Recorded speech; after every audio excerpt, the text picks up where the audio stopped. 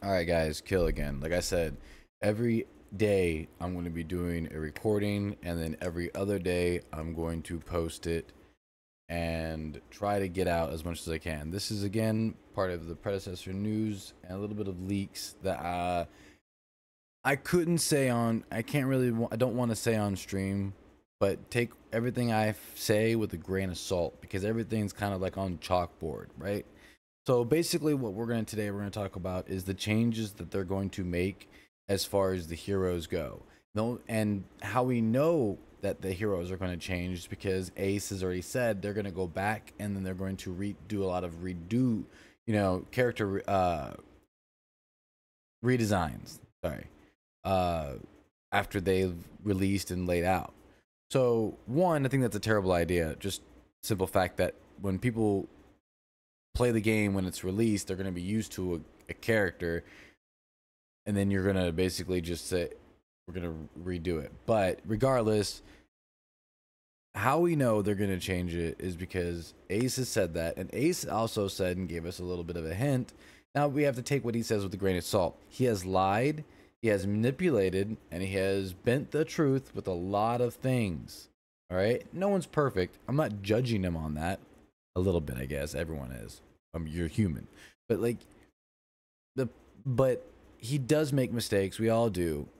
I think the simple fact is he gets overzealous with people hounding him on information, and he just wants to make them happy. At the same time, he's trying to basically make the game successful at the same time. So I think that transition and becoming someone personal to business is very hard, especially with something like this is a passion project for him.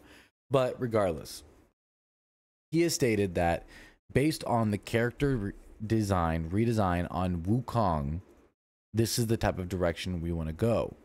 So, what do we know about WuKong? Well, we do know one of the developers went on the Predcast a couple Predcasts ago and talked about WuKong. In fact, he said he was redesigning WuKong. But what is he redesigning WuKong for? Well, he said that his ultimate is going to be a battle stance instead of an actual ultimate, or it's going to be a stance changing ability. His ultimate is, and based on what stance he's on, it is what his abilities will do. So I'm thinking that like it's just going to empower his abilities in certain ways. And you could go in either way with it, right? You could go he has a magical stance, he has a physical stance, and he has a range stance or a defensive stance, I guess. I don't know. You could go either way with it. All I do know is that his abilities have to do with pushback, slows, and he's going to go invisible. So based on those three facts, one ability is going to be invisible based ability. One ability is going to be a slow ability, and the other ability is going to be his clear ability, right? I think those three abilities are kind of locked down. His ultimate is already in the air, so we kind of already speculate that he's going to be a character that's going to be an off lane character that's designed to push back somebody and to poke them from afar, to be kind of annoying up until the very end. What is that? Are you eating the knife? Dude, she's chewing my cat is chewing the knife. No, it's bad for you. Stop chewing that. It's not good for your teeth, man. Come on. But so I think it's gonna be very interesting to see. So based off of what we know about that, is that he's gonna be a combo. He's gonna be a combo based character that has his ultimate as a battle like a stance changing ability. He has a slow. He has a clear. He's also gonna have an invisibility, but invisibility, but invisible ability. I was combining the same word. So with that, you have to take someone like Murdoch, right?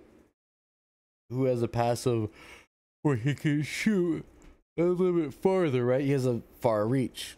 Well, if they are going to redesign someone like that, well, think about like his passive mixed in with his ultimate. It makes kind of sense, right? Well, what if he has to combo his abilities to get full charge, right? So you can use your ultimate at 0% charge, but it's only going to hit 20 yards ahead of you. You know, something like that. Think about stuff like that, or think about like whenever Drongo, before he throws like his nades, what if every time he throws his nades, he has a charge, he charges up his, you know, his ultimate, and eventually whenever you cast it, it releases all that gas that you charged up. And so these things are now up in the air. We don't know for sure. We just know that, I just know for a fact that those type of changes will bend the rules of the, I swear, will bend the rules of what the characters are going to be able to be and be able to do. Now for the new items. The new item changes, they're getting rid of the crest items. That's a huge deal, right? They're also replacing the crest items with more items and more utility items. Meaning they want you to go a little bit diverse, even though the direction isn't really geared towards that as far as their development goes, but they're trying their best to make it. So now you're going to basically have like 2 or 3 options instead of just one straight option whenever you're a mage up against a tank. You know, you don't necessarily have to just build Megacosm, because now there's 2 other items that scale up off of enemies' maximum health, you know, type of shit. So you have a lot of really good ideas with speculating into it. So like Silentium is going to become an, you know, something like Silentium, like a silence item is going to be an actual item. So these crests are going to turn into regular items with a little bit of nerfed, with a little bit of changes in between. You also have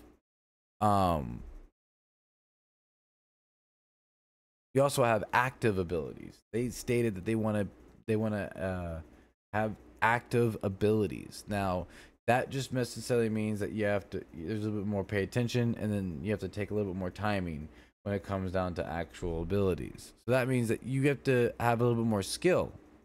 So you're adding skill to the game. That means that it's going to be a little bit harder to maintain a consistency when it comes to gameplay. I think that's going to be fantastic. They need to implement that before the game is released. I think that would be a good idea. Other than that, I think it'll make characters like the jungle a little bit more fun. It creates more diversity. I think at the same time, what they're adding in is going to be a massive, massive change. There's also going to be wards in the store where you're going to be able to buy your own wards. So everything's not going to be necessarily automatic. You're going to start with a set amount of gold, and you're going to have a set amount of things you can do. You can buy refillable potions, stuff like that. They're adding a lot more into the game right before it comes out. And I imagine all that stuff is going to, most of that stuff is said to release in March. So around March, it's going to be released. So that would be about a month after they released the new original Ameta hero, which again, Code Emerald, the Mad Mage, the new support character, hopefully, mark my words. But in any case, I'm going to go to bed. Thank you guys so much again for watching. Again, these are just speculations. Take it with a grain of salt. This is not actual factual stuff. This is stuff that I'm speculating, stuff I've seen, and stuff that people have told me inside of their actual internal development. So again, take it as you will. But so far, I've been right about 90% of the time when it comes down to it. My YouTube channel, you can check it out. All the past stuff that we've been right about. I'm just saying. Might want to listen to me some days. But you guys have a good night. Thank you again for the support. Appreciate it. You guys have a good night.